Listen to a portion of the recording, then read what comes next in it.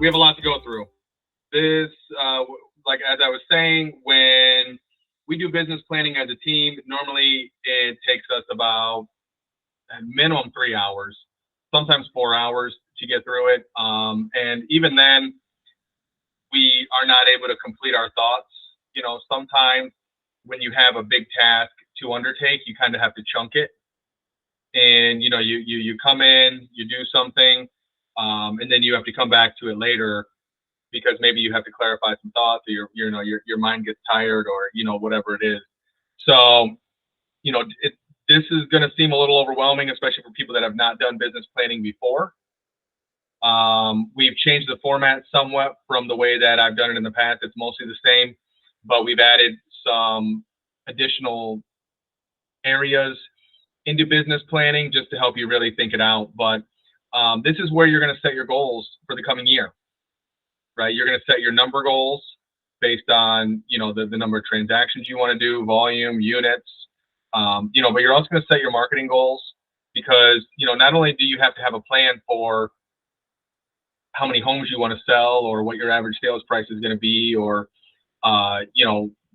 what your total volume is going to be, you also have to have a plan for where are those leads going to come from? Where do those where do those leads where are these leads going to come from? So moving forward, let's go ahead and go to the next slide here. I actually don't have these in front of me at the moment. So everybody should have had a moment or should have received this parable. This is something that I usually spend a few minutes kind of discussing before we do business planning. And, to everybody, it means something maybe a little bit different. But, to me, what it means is you don't have to, in order to achieve a certain goal or achieve a certain dream, you don't have to have, overworked or, whatever. So this just kind of puts it in perspective, right? What are your goals in life? What makes you happy? Right? Work generally doesn't make people happy. Maybe it gives you a sense of purpose, but it generally is not necessarily your source of happiness, right? So, just keep that in mind, as you set your goals, as you do your things. Real estate should be kind of a means to an end. Real estate should help you achieve the other dreams that you want to achieve in your life, whatever they are. Real estate shouldn't be something that you feel so consumed by. So I hope you guys had a chance to read this and kind of look into it a little bit, and I don't know, maybe ponder it for the things that to kind of figure out, okay, what's really important to me in life, and how does money help me achieve it, and where does money maybe not matter in these areas where it's important. Go to the next slide. All right. Well, fisherman, yeah, businessman. So, a saying we hear a lot, very cliche. If you fail to plan, you plan to fail. That speaks for itself. Next slide. We need a plan. So the first part of our plan is you need your purpose, right? You have to figure out, why do you do what you do? Next slide. Why do you do what you do? And here, part of our planning today, we're really going to focus on next year, right? But at some point down the road, and a little bit here, you're going to want to figure out, what's your big goal, right? Not what's your annual goal, but what is your big 10-year goal? Where do you see yourself in 10 years? Are you in the same place? Or, have you moved up? Where do you see your goals, and where do you see these things taking you over the next 10 years? And you're going to break that down, right? In 5 years, 3 years, where you see yourself in 10 years, what does that look like 3 years from now, right? Next slide.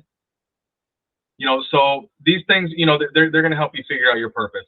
Here, so first part of your booklet, right? As you go through it, you're going to set just big goals. Again, your big 10-year goal. Financially, where do you want to be? In your business, where do you want to be? Right? In 10 years, what does that look like?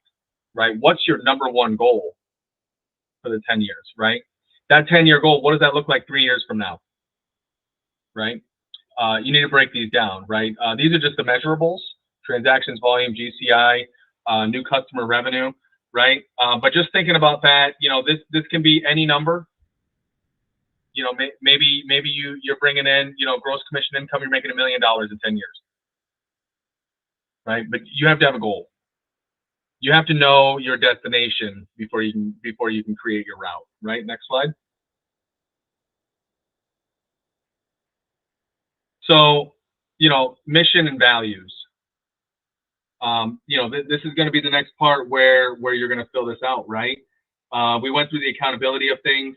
We went through, where you're going to set things up. I hope you guys have this in front of you because we're kind of following along here, a little bit. But this is where you're going to uncover your value. And if you're not sure where you're at, it's part 1, purpose, mission, and then there's a little picture of a magnifying glass that says values, right? Here's your questions, right? Value shape and guided decision making instead of single words, right? Brief sentences, right? How are you going to deliver value? How are you going to embrace innovations? Build and maintain trust. Execute with relentless discipline, right? Set some values for yourself that are going to drive you in your mission. Next slide. All right, mission versus drive. All right, yeah, we skipped ahead a little bit. Thanks. No, we're going too far ahead here. What drives you? Okay, motivation. All right, well, let's go through the booklet here. We're going to leave this on here for a minute. All right, so the next part is your why, right? You need to figure out, they talk about your big why. Why do you do what you do? Right? Is it for your family? Is it to prove something to somebody? Is it to overcome a fear?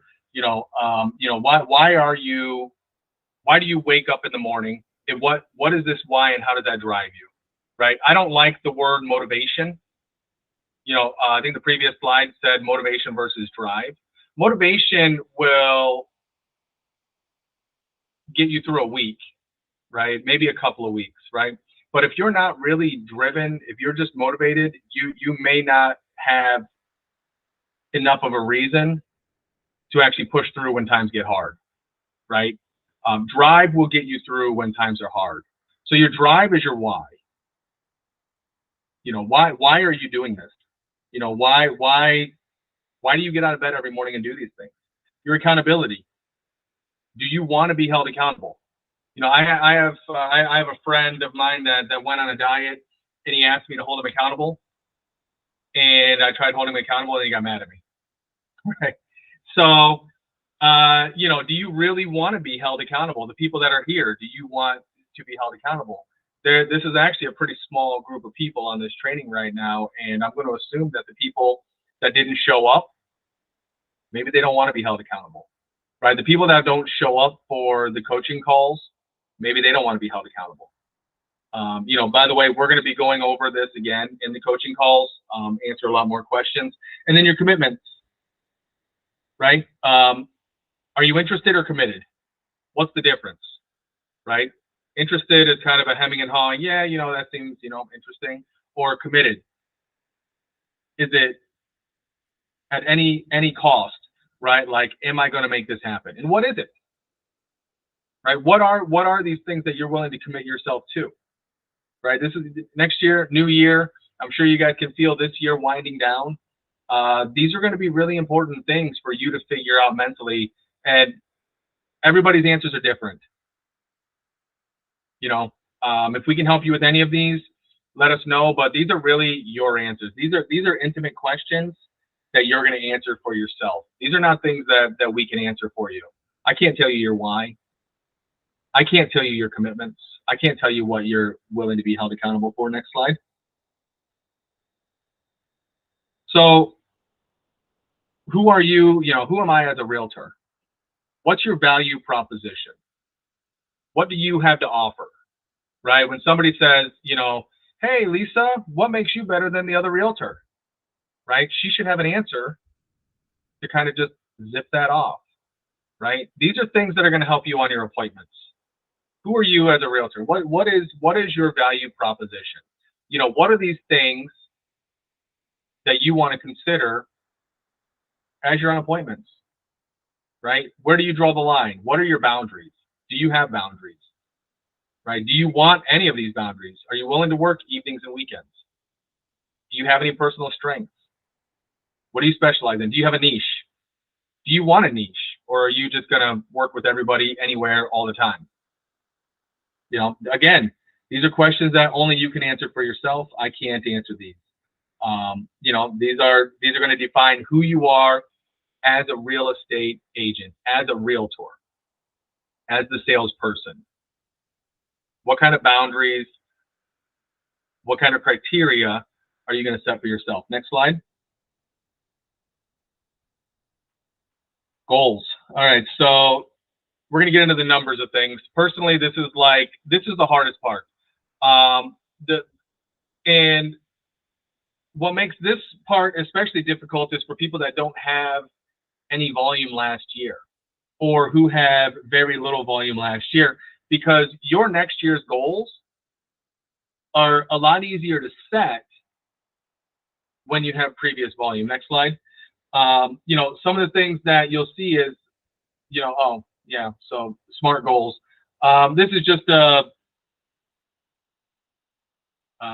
you know, if you've heard about these, you know, your goals need to be specific, measurable, achievable, relevant, and time bound. Specific, why? Because if you have a general goal, then, you know, it's not clear enough, right? It needs to be clear. Measurable, right? How much and by when? Has to be how much and by when. Achievable. You have to feel like you should achieve it. Now, it shouldn't be so easily achieved that it doesn't stretch you, right?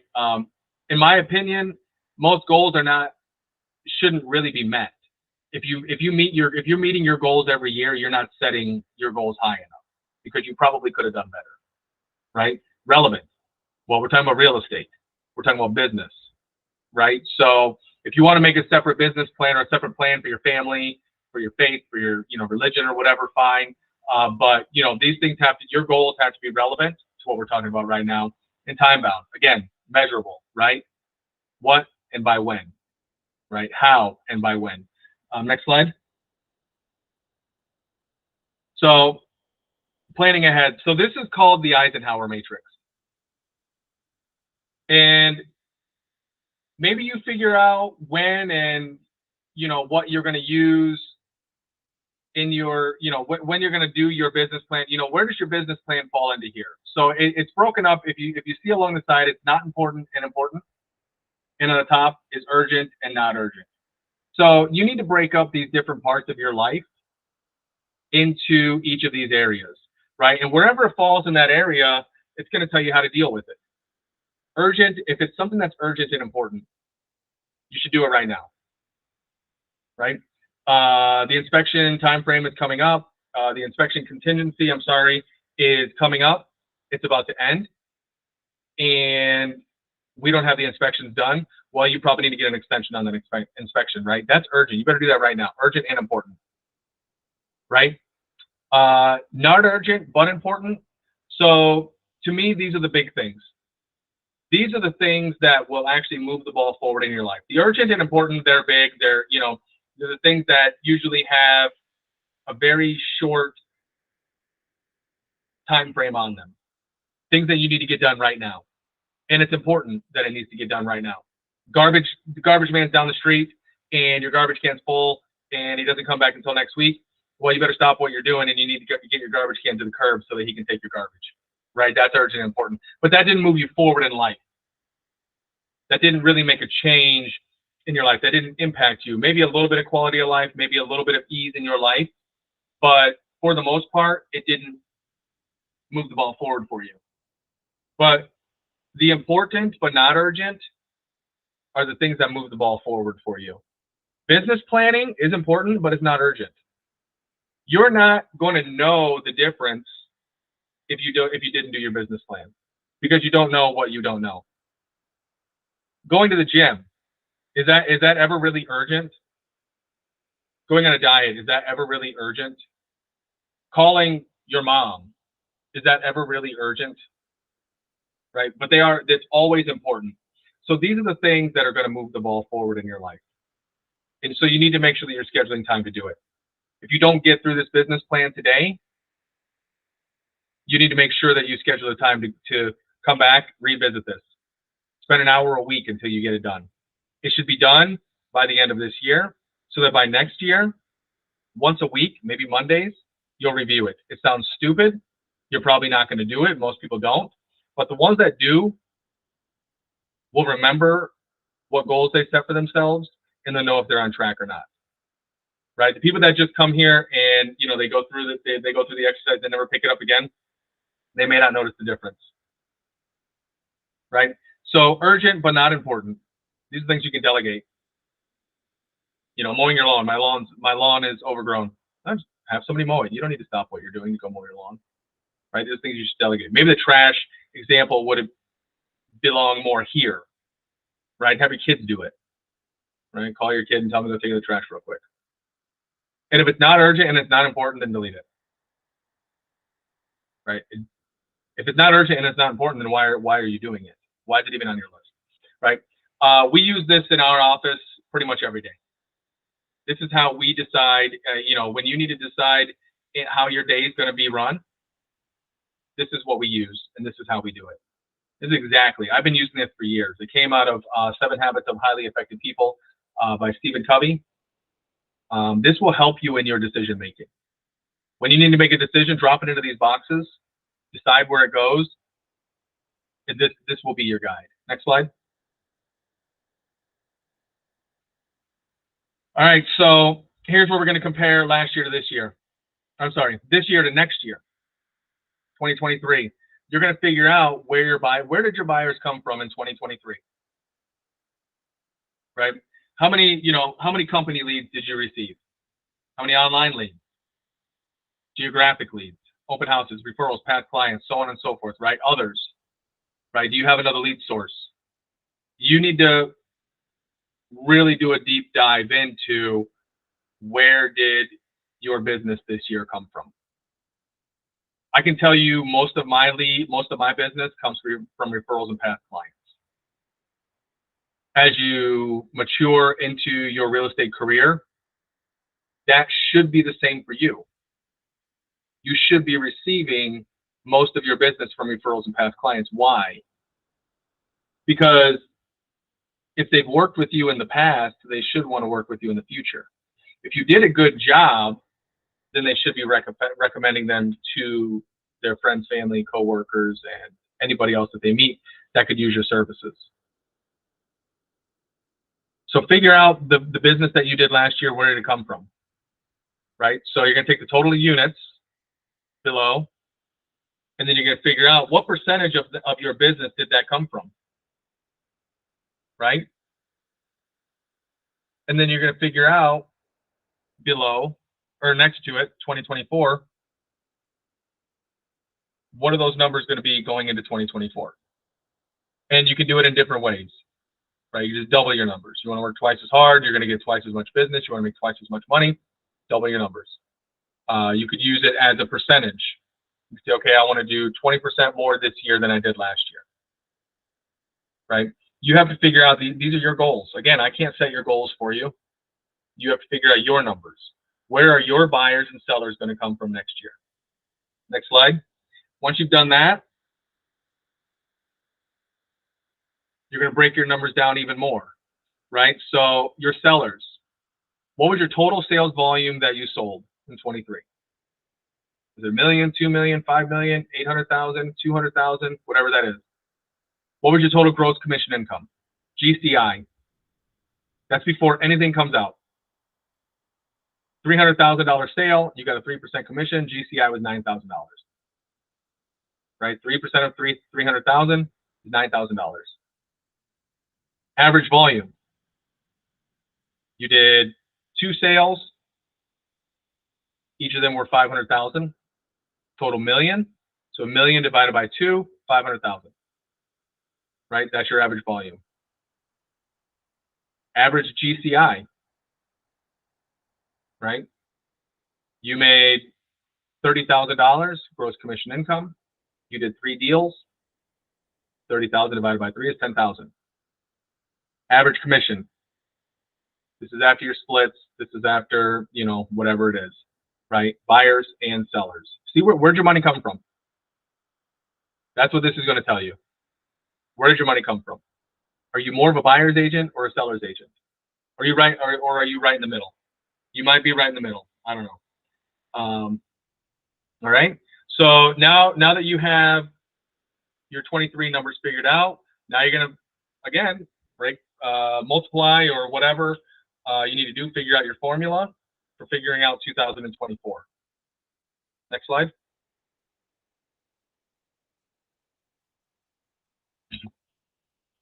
Once you know your big numbers, you're going to come in here and you're going to figure out what are you going to do by the quarter, because our business is seasonal. And what does your seasonal business look like? January, February, March, April, May, June, right? Quarter 1, quarter 2, quarter 3, quarter 4. How many sales did you have this year in January? Right? If you had one sale this year in January, is it reasonable to assume that maybe you should have another sale next year in January? Same for February. If you had 5 sales in March, well, maybe that's your busy time. That's your busy season, right? So in your busy season, that's where you're going to stretch your goals, because our business works in seasons. Generally speaking, my business is pretty slow in December. I don't have a lot of closings in December usually. Most of my business comes the end of the first quarter, going in through the second quarter. By the third quarter, it begins to decline.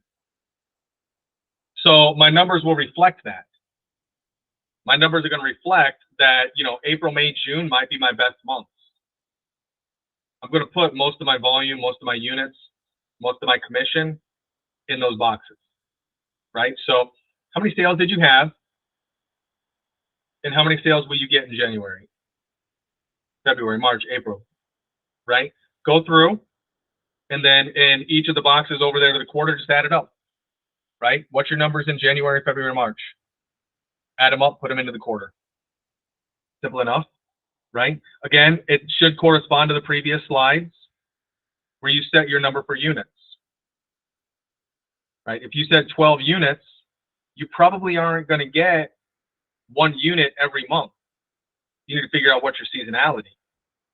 There's going to be months where I'm sure if you sold 12 houses in 1 year, you didn't have 1 closing every single month. You probably had months where you had 2 or 3. And you also probably had months where you had 0. If you had 24 sales, maybe you had 1 every single month, but you're going to have months where you sold 1, and you're probably going to have months where you sold 3, 4, or 5. Figure out your seasons. What are your busy seasons? What are your slow seasons? You need to know this. This is super, super important when it comes to achieving your goals. You need to know where you're at, and you need to know where you're going. And then pretty soon we're going to figure out how you're going to get there. All right, next slide. KPIs. So these are numbers that are going to help you track your daily activities. These are the things that you should be doing every single day. And then you're going to add up your daily and see how much you're doing it a week. You add those up, how much a month and how much a year, right? Our business is a people business. So a lot of this is going to be around contacts, right? Time on the phone. Do you have the time in the day that you're committed to making phone calls? That's what you do, right? Because if you had a job, a job, you would have certain things you would need to do. If somebody were to give you a job as a real estate agent and they were going to pay you a salary, one of the things I can guarantee you they will require you to do is make phone calls. But for some reason, because nobody's standing over our shoulder making us do it, we can go whole entire days or weeks or maybe even months without making any business related phone calls. Well, how many hours are you committed to spending a day on the phone? If you're not spending at least 1 hour a day on the phone, right? Remember the 20%, at least 80% of your business, lead generation, lead follow-up, right? That's 40% of your 20%. Probably phone calls, right? Who are you calling? How many hours are you willing to spend on a phone per day, per week, per month, per year? Now, this is where you need to go back to,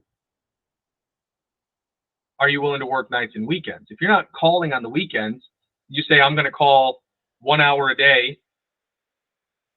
Well, yeah, that's 1 hour a day, but that's 5 hours a week. And then if you're not working on holidays, you have to account for that in the monthly. And then figure that out for the yearly, right? So don't just say, I'm going to call 1 hour a day. So that's 7 hours a week. That's 30 hours a month. That's 365 hours a year. Because that math doesn't work out if you're only working Monday through Friday and making phone calls. I didn't call on the weekends. You can. No, there's no law that says you can't call on the weekends. No law that says you can't call at nights. I've called on nights before. Right? But set your numbers. What are you committed to? How many hours on the phone? How many dials are you going to make? Right? What's more important? Hours or dials? In my opinion, it's dials. Right? In that 1 hour, I'm going to make, 30 dials. Right? Out of those 30 dials, how many are contacts? Personally, I'd like to see at least 5 contacts per hour. What's a contact? Well, we talked about it before. You called them up, you went through your script, and they answered. Right? Are you selling your house? No, I'm not. Okay, bye. Well, no, then would be, are you selling it in the future? No, I'm not. Okay, bye. That's a contact. Are you selling your house? Click. It's another contact. Right? And then how many of those contacts converted into listing appointments? This is taking you through your progression of what your calls should look like, or what your lead generation should look like, right? Hours on the phone, how many dials, valid contacts, how many turn into listing appointments, how many turn into buyer's appointments, right? Key performance indicators.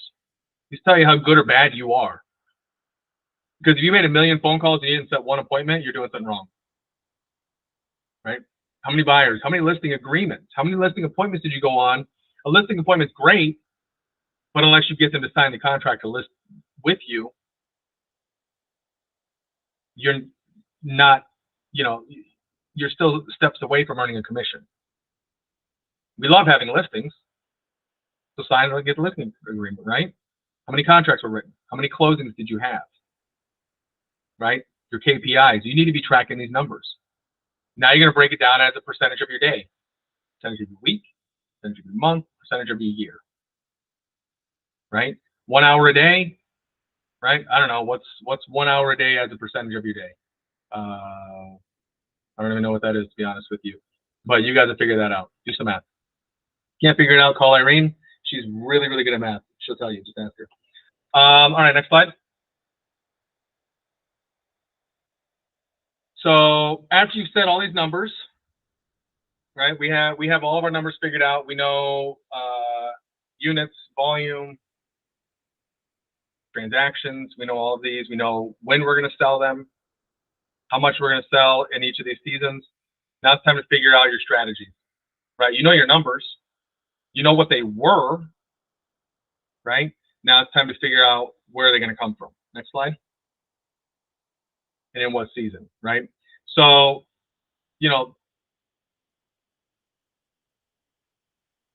yeah, this slide probably should have been sooner, but this is where we break down annual goals. Your annual goals are going to break down into quarterly goals. Your quarterly goals need to break down the monthly goals, right? Because if you have one big giant goal, but you don't even know if you're on track to get there, pretty soon you're just, you're going to put the map down, right? If you're looking at a map and you're not sure where you're at on the map, is it useful? When you go to the mall and it has a little dot that says you are here, that helps you to know where you're at. So okay, I need to go, turn left at this store and then turn right at this store, and it'll be on the left-hand side. right? That's helpful. You need to know where you're at, right? So when you broke these down, right, your annual goal needs to be broken down. And really, as you saw before, we're breaking them down even all the way down to the day. Right? What are your key daily activities that you need to be doing? Next slide. So this is where we're going to talk about marketing and lead generation. Next slide. This is where we're going to break down what you should be doing, what activities or where your money should go, right? Because we talked about the difference between sweat equity and checkbook equity. So you're either spending money or you're spending time. Either way, you're spending something to get your leads, right? Now, why do we say, how do I attract more listings these days? Because we list to last. Listings are the holy grail of real estate. If you only work with buyers, then you don't control the product.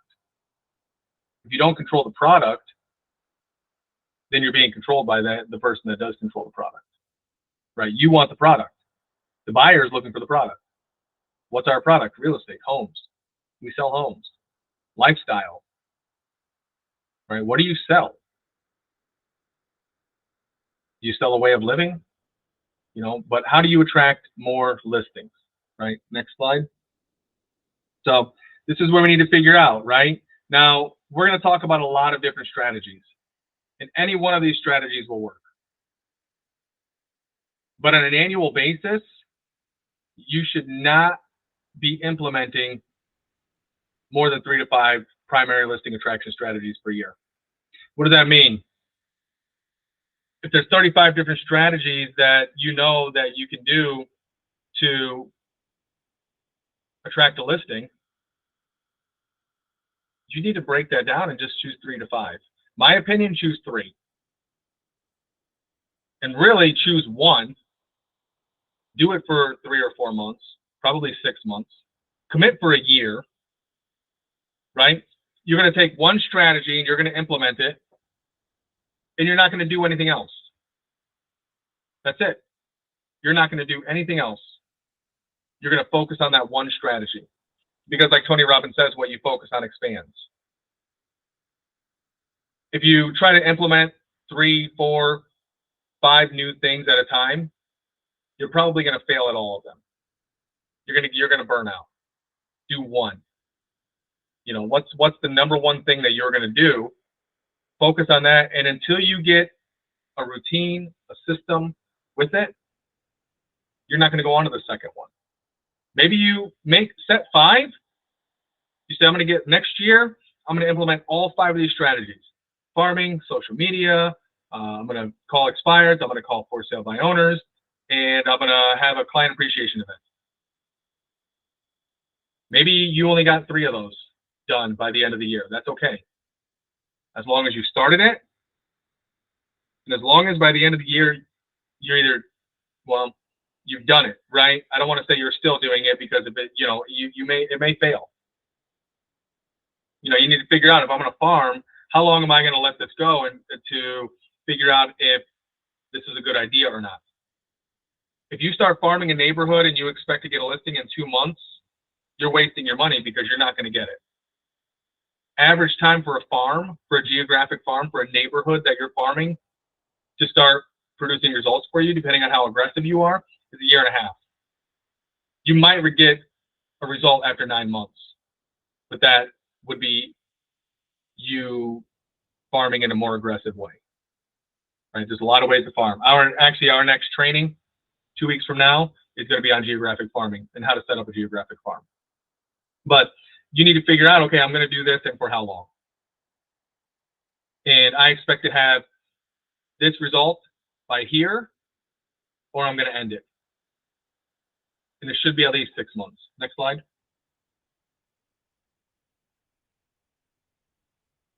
So we went over this, a lot of this. When we went over the 20%, there's probably more. I don't do all of these. I do some of these. I'd like to do them all, but I know my own limitations. I couldn't do them all. Right? Choose 3 to 5 of these. Choose 3. Choose 1. right? What's something maybe that you're doing now that you feel like you could do better? That could be one. Even if you're already doing it, past clients and sphere. I could always do my past clients and spheres better. That will be on my list. And I'm going to figure out how to do it a little bit better. Right? That's one that I'm going to work on. Geographic farming. Do you want to do it? Are you committed to it? Could you follow up with it for the next year? Financially and time-wise? Right? So just be aware of your own self and your own limitations as you're choosing these. Don't set your goals where, it's more than you know. If you don't have any business this year,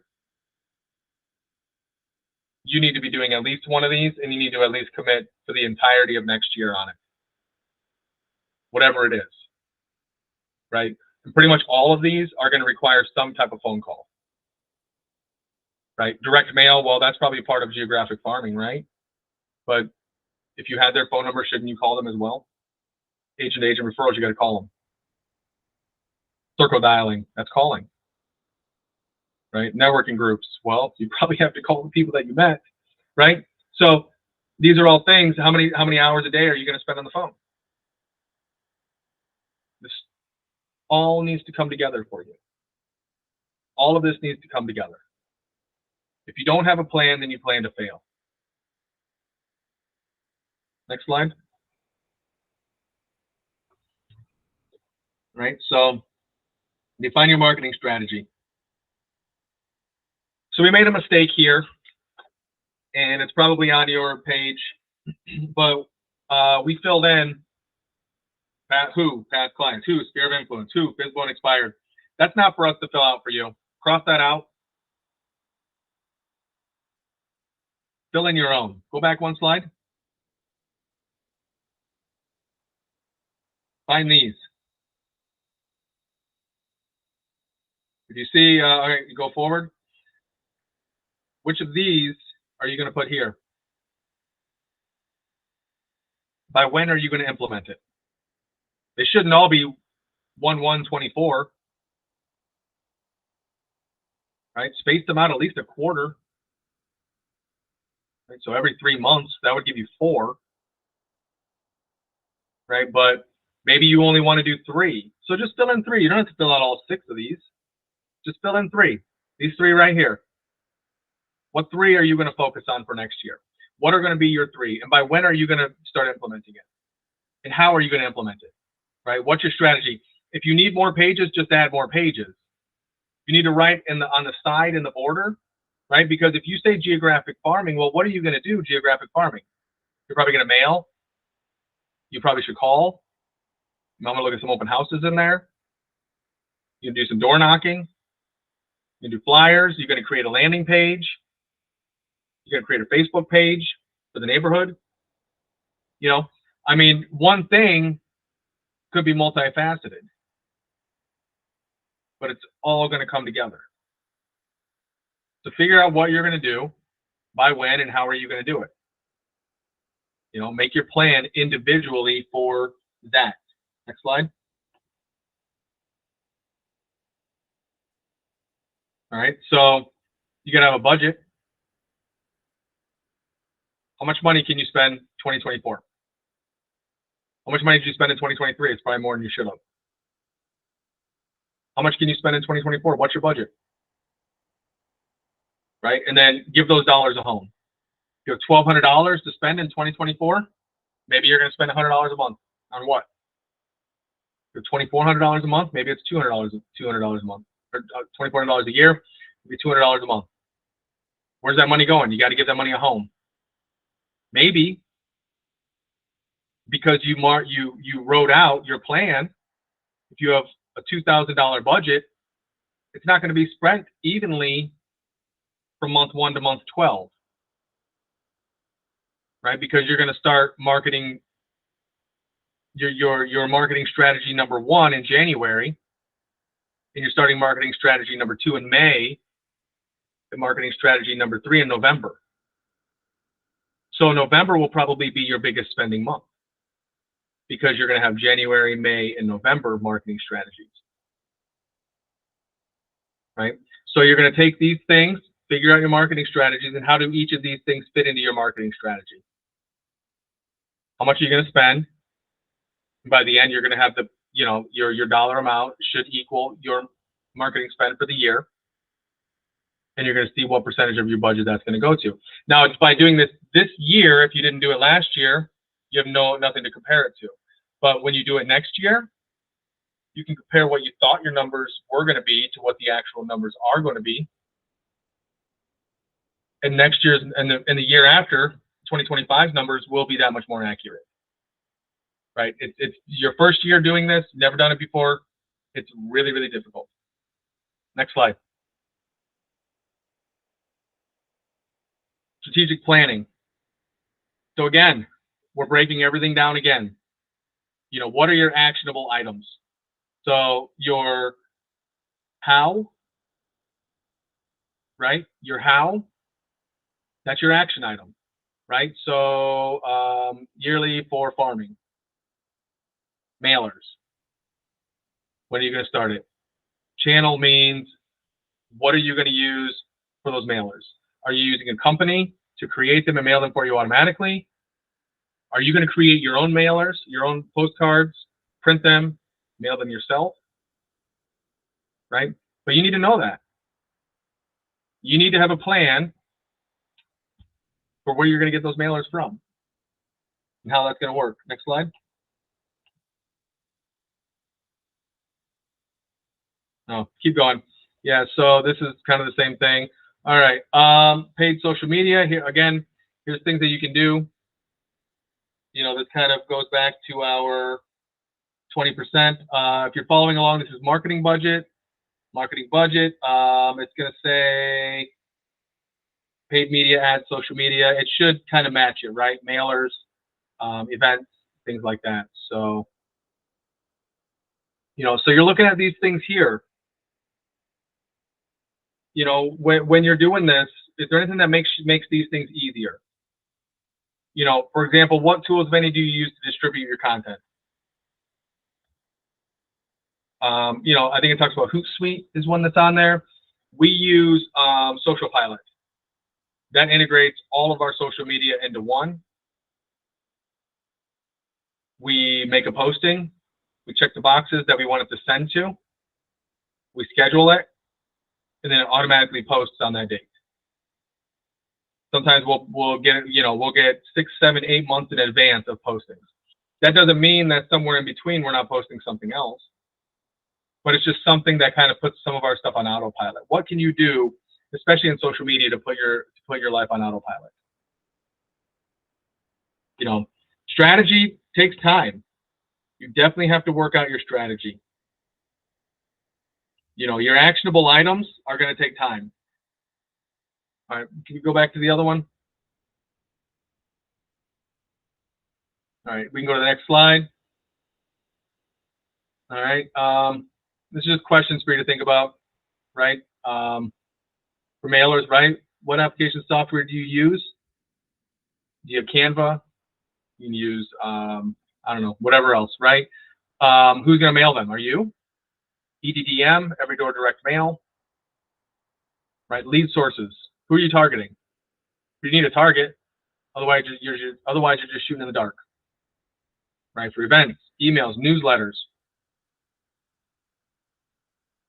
The more specific you are with your plan, the better you're going to know if you're on track and you're doing the right things or not.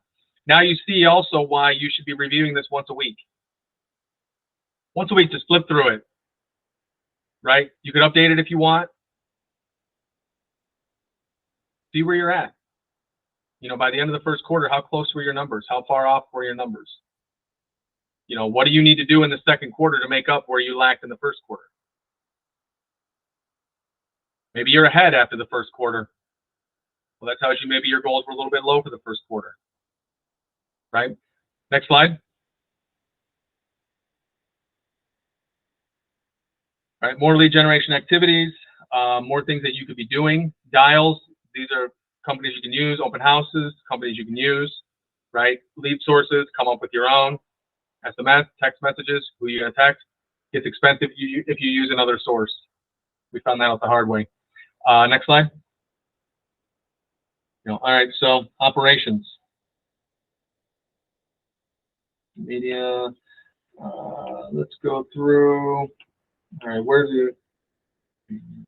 All of this stuff, guys, is in the planner, right? So what powers your business? What does this mean? What systems? What things are helping you with your systems? I can tell you pretty much all of these that we use. Our CRM is Sierra Interactive. Transaction management is Backagent. MLS, well, we have them all, but my primary is Beaches. Forms is Form Simplicity. Digital signatures is something, but it's run through Form Simplicity. I know that. Right? Accounting budget software is QuickBooks. Right? If you don't know the answer to these, then that's where you start. Right? What's your tech stack? What are the things in your business that are making it easier? Next year, we'll probably be talking about AI. I haven't even had a chance to get into AI yet. But next year, I'm pretty sure we'll be talking about AI. Right? So next. All right. So lead sources. Again, this is on the page. It's set up a little bit different, but it's pretty much the same. Right? List your lead sources. You have SOP. What's an SOP? Standard operating procedures. Right? Do you have one? Right? So what's your lead source? Do you have a standard operating procedure?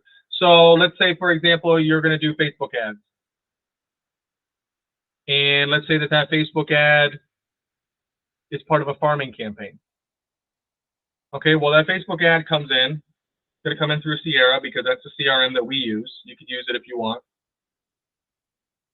It's going to come in through Sierra. It should automatically be tagged Facebook and probably also part of whatever geographic farm that is.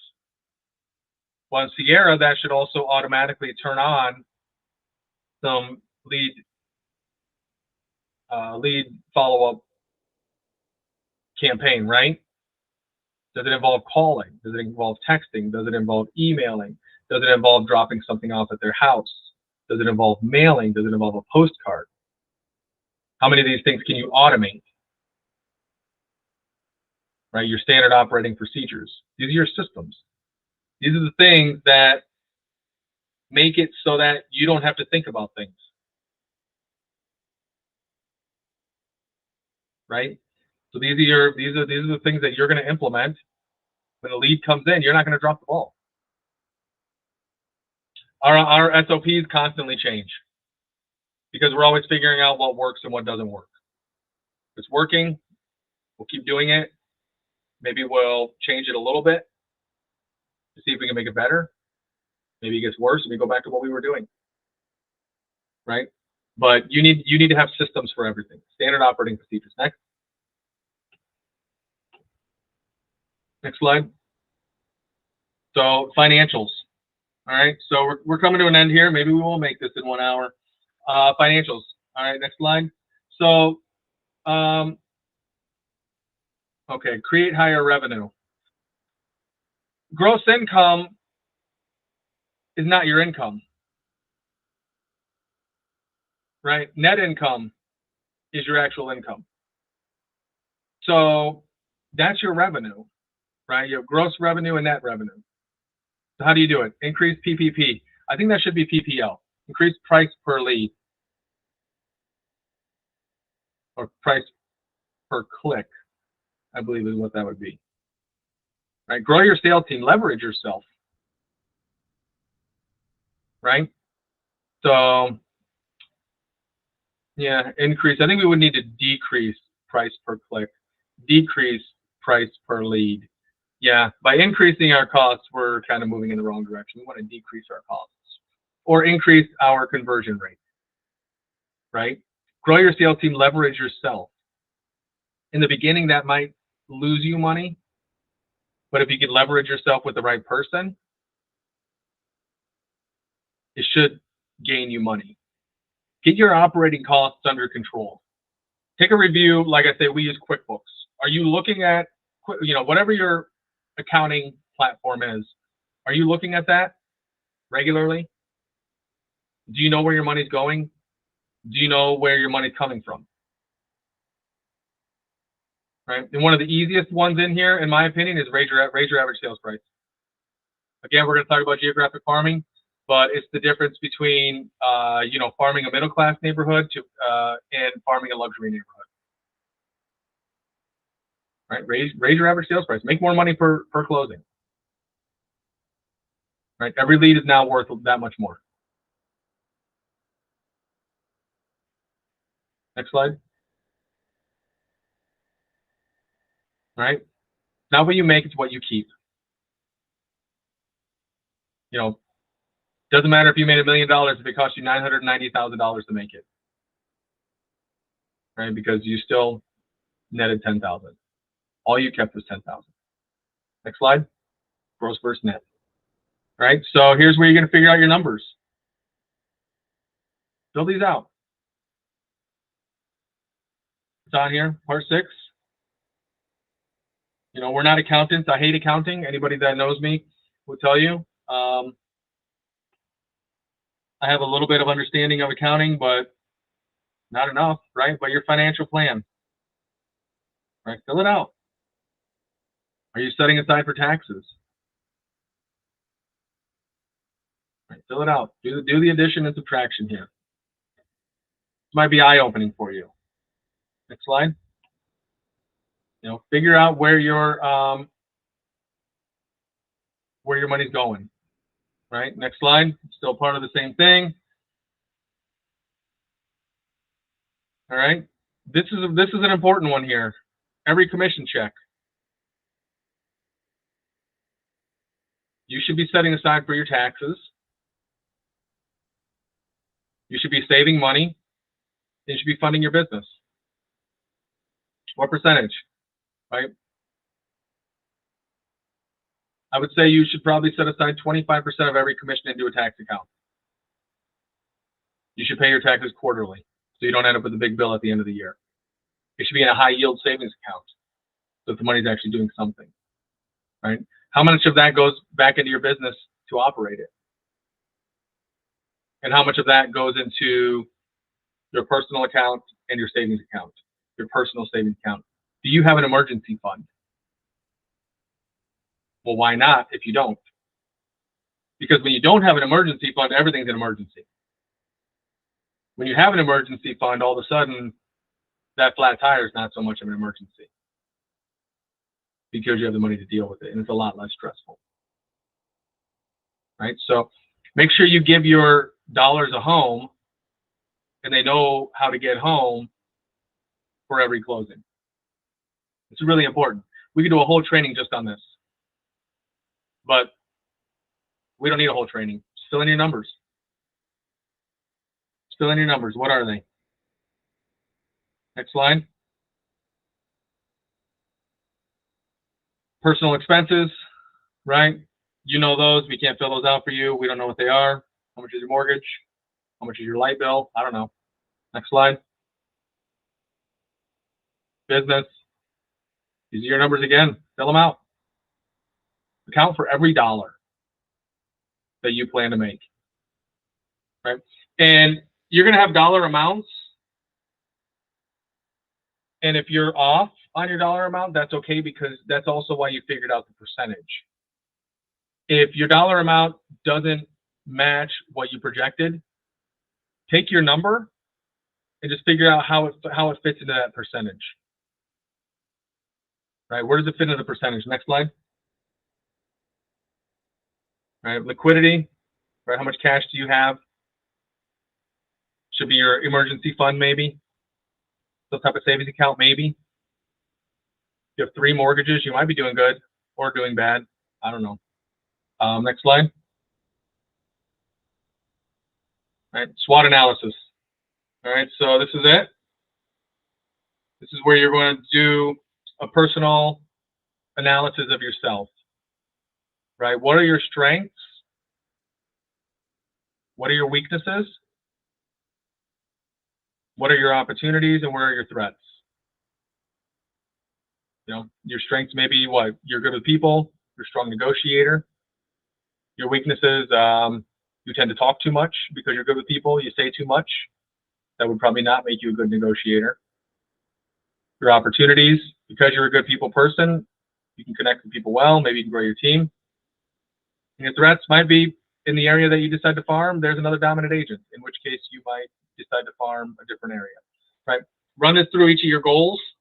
Run these through yourself in general, the different parts of your life in general, your friends, your family, your faith, your finances, right? Run these through.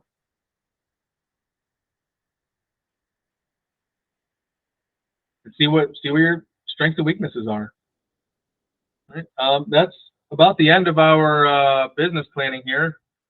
I'm kind of amazed we got through it. I hope, again, this was not meant to be a comprehensive breaking down your numbers for you kind of training. It was just to show you how to fill things out. This will be recorded. It'll be on Trello. You know, it's an hour. So if it's not urgent but important, then set aside an hour. Right? Set aside an hour, play, maybe go all the way through, try to keep up with it, or pause. Maybe you need 2 hours because you're going to be pausing and filling out parts as you go through it. But take some time. Again, you have until the end of the year, but this should be done by the end of the year. And really, I think it should be done by mid-December, because you're going to need to begin implementing some of these things. If you're talking about starting it on January 1, you need to begin implementing probably around mid-December. You're going to mail out your first set of flyers. Maybe you want to do geographic farming. Talking a lot about geographic farming because that's our next training. But would your first flyer or postcard maybe be Happy New Year? Well, you can't wait till January 1 to call your graphic designer to design it, because he's going to take, what, a week maybe to design that? Then what do? You got to send it off to the printer. It's another 3-4 days, right? So now you're 10, 11 days in. Then you drop it off at the post office, another 3. You're probably more than halfway through January by the time you mail those out. So, you know, think about, you know, what are you going to do, how, and by when? Start implementing it. Get this done as soon as you can. I know it's annoying and it's difficult, but aren't you as a realtor a business? And would you have faith in a business that didn't have a plan? So make a plan for yourself. Invest a little bit of time in yourself. Again, you know, this is not the most exciting training. This is not the most exciting thing to be going through every year. But if you're not where you want to be, maybe this year coming up, try setting a plan for yourself and see if 2024 could be a better year than the past, right? Because if you're flying by the seat of your pants, then you have no direction. If you have no goal, if you have no target, if you have no, you know, location and a deadline by when you want to be there, then you're going to stop at every shiny object along the way. Have a plan, stick to your plan, and make it happen, right? Everything that we do ties into your business plan. Every training that we're going to cover should come back to your business plan. Is this relevant to my business plan? Every single one of them is. Every single one of them. Every training that we do, everything we talk about is relevant to your 20%. Is your business plan relevant to 20%? Yes. It all comes together.